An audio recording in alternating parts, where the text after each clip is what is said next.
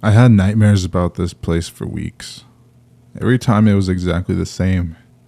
I stood before a large oak tree, alone in a vast field of dead grass. Roots from the tree wove in and out of the dirt, far from their source, twisting in unnatural ways. Its many branches swooped and curled in all directions, hanging from each a different dead thing. Half of a cat, the head of a dog, a leg of a man. Apart from almost every living thing I could think of, swung on the vines of this monstrously grotesque pillar of death. At the trunk's base, there was a tall, menacing archway carved into the wood. Flowing into it, leaking upward, out from the ground, a river of blood, in the darkest shade of red imaginable. Standing on either side of the tree were two black creatures that, to an extent, resembled great dire wolves, each with 3 eyes and 6 legs. They spoke but one word, Kaish. Every time I woke from this nightmare, I would find myself drenched in sweat. With the wetness came panic and an immersed feeling of paranoia. I felt as though I was being called to this place, like it had sunk its teeth in and injected me with poison, leaving me vulnerable and weak. It started deeply affecting my day-to-day life, making it impossible to function normally. I ate less and less. General hygiene became a struggle, until after the first week. That's when I stopped washing altogether. After many missed calls from work, I finally received notice that my employment had been terminated. All I did at this point was stay in my apartment, curtains drawn, lights out, sitting in front of a TV that only played static. It was all I could bring myself to do. My landlord often knocked at my door and asked if I was all right. I never replied. Eventually, an officer came by with the same query.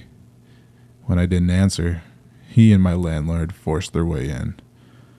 To them, the sight must have been shocking. A full-grown man in his 30s, sitting on his couch in front of endless static, naked and curled up with a pillow rocking back and forth, only uttering the one word spoken by the wolves in the nightmare. Kaish. An EMT was with the officer. Both men tried to pull the pillow I had been gripping for weeks out of my hands. The medic said something about a total mental breakdown, but they didn't see it. That place, those creatures, that tree, and everything that hung from its branches. They didn't feel what I felt in the nightmare, the gravity of it, how real I knew it was. I had been poisoned by its imagery, invaded by its smells and feel. I had seen hell, and nothing would convince me otherwise. After being brought to the hospital and seeing the crisis counselor, to whom I said nothing, I was loaded up into an ambulance, on a gurney and wrapped in a warm blanket. My arms and legs cuffed to restrain me. I had yet to say anything since leaving my apartment. I saw no point. Obviously, I would be written off as crazy. I began to believe that I very well might have been. Riding along, having been awake for over 8 days straight to this point, I felt my eyes getting heavy. The struggle to remain awake was furious, but I couldn't let myself slip into a sweet oblivion of sleep. There was no way I would allow myself to go back to that wicked place. Its devilish sight was far too haunting. The sky outside of the ambulance grew darker. The sun had dipped beneath the horizon of the trees, far outside the city limits. The facility I was being brought to was a couple of towns over, so the trip would be a long one. Not many cars were on the road the whole way there. This made distracting myself from sleep all the more challenging. The driver was talking to the EMT, sitting in the back with me, making sure I didn't try to hurt myself. Nothing worth remembering, but I found myself tuned into their conversation. Nonetheless, it kept my brain occupied enough to keep from losing consciousness. 20 minutes later, and I saw the off-ramp of our exit fly by through the glass of the ambulance rear doors. The EMT put a hand on my cuffed arm. I looked at him. He gazed into my eyes. I made the mistake of accepting his calm expression and allowing myself to sigh. In this brief moment, my eyes were closed. I felt something prick my neck. Shock rushed through my body. I had been injected with something. My eyelids grew heavier. It must have been a sedative. No, I can't sleep. I just can't. It was clear now that I had no say in the matter. I came to, still lying on the gurney. But the cuffs were gone, along with the ambulance and the medics, lost in a dark forest, scared and alone. I sat up. Nothing made a sound. Not even the leaves on the trees, the air perfectly still. The sedative must have been strong, because when I tried to get off the gurney, I fell and landed face first in the dirt. The ground was cold and unforgiving. Once my balance returned, I wandered off in a direction I felt might lead me back to the road. Not that I had any real idea of which direction was better than the other. They all looked the same. Due to the darkness, I kept bumping into trees. Limb branches snapped beneath my bare feet, and I could feel the guts on my face from scraping against the bark. I was afraid, terribly afraid, but I never called out for help. I began to feel this pull, like the gravity of a star slowly catching a drifting planet and tugging it into its infinite orbit. I followed this invisible tug through the woods, around bushes and trees, past rocks and a small stream. It was like I could feel the world around me, as if this mass whose gravity I drifted closer to was guiding me, like a parent leading a child. I felt warm and safe, though I knew there was no reason I should. It took some time to realize what was actually happening, but by then, it was too late. I entered a large clearing in the woods. The moon was full and bright, high up in the night sky. It had always been daytime in my nightmares of this place, never night. I saw the glowing eyes of the beast on either side of the tree. It too glowed, reflecting the moonlight to an unnatural degree. A river of blood flowed through the tree and moved up into the trunk, sparkling in the twilight. I pinched myself just to be sure I wasn't asleep this time. This was real. The creatures spoke that familiar word, Kaish, and I felt the need to look once more at all of the dead things hanging from the tree's branches. A pair of bloody human eyes met mine. It was hard not to vomit.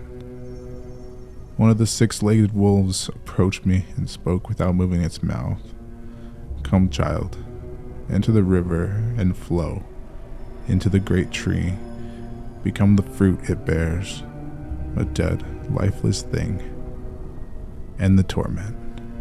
Relieve yourself of stress and sleep. Sleep eternal in these hollow woods. The creature's whispers in my mind took control. I approached the sparkling blood river and stepped in. I laid back and began slowly drifting up to the tree's dark hollow. Soon all will end, and you will be his. You shall grow from his branches, spoke the other creature as I floated closer to the tree. Sleep. My eyes began to shut as I neared the hollow's threshold. I felt light fade My breathing became slow. Life was leaving me with a feeling of peace. The nightmares were over, I felt. I could sleep now. All would be okay. I may have already been dead at this point, or perhaps just on the precipice. But something took hold of my shoulders and dragged me back out of the tree, up out of the river of blood, and onto the grass. I heard the wolf creatures howl. It was a horrid sound. It shook me to my bones. Then a whining, like a dog in pain. I turned my head. One of the creatures lay dead, decapitated on the ground. Blood squirt from the stump of its neck, pooling on the grass and flowing into the river of blood. A moment passed and the other creature dropped with a thud next to the first. I noticed an immense pain emanating from my waist. Upon inspection, I saw that the entire lower half of my body had been torn off, perhaps devoured by the tree. I was covered in blood, both from the river and myself. The grass beneath my neck became soaked. Someone stood over me, but my vision was too blurry to make out their features. They held something in their hand that gave off a green, flashing light. It was the last thing I saw before losing consciousness. When I woke, I was being carried through a hallway with dim lights. I was screaming. I looked down to see a bloodied stretcher. My legs were gone, and I was writhing in pain. I squirmed so much, I'm pretty sure I fell off the gurney at one point. My eyes rolled back as another sedative was injected into my neck. I saw a sign above wooden doors that said, "Curious Cases Ward." They carefully placed me on an operating table. A doctor put a breathing apparatus over my face as I faded. Is it all over? I thought to myself, or is something even more wicked to come? I had no further strength to ponder my questions. Now there was sleep, only sleep, restless, unwanted sleep. The outlook was grim, but the doctors patched me up. With the medicine administered to me here, I no longer dream. In effect, I've been cured. They're even regrowing my limbs, something I never would have thought possible. I can only imagine the nightmare will now present itself to other wayward souls, craving their flesh. Don't let it consume yours like it did mine. So please, if you ever dream of this tree, do not go near it. You'll thank me later.